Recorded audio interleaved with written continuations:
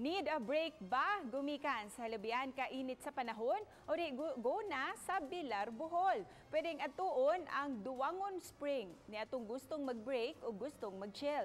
Ang Duwangon Spring anaa sa Barangay Zamora, Bilar. Mga 2 ka kilometro sang gilayon gikan sa highway. Affordable ra kaayo ang entrance fee nga 5 pesos ug tibuok adlaw kanang pwedeng magtampisaw sa bugnaw ug limpyo nga tubig.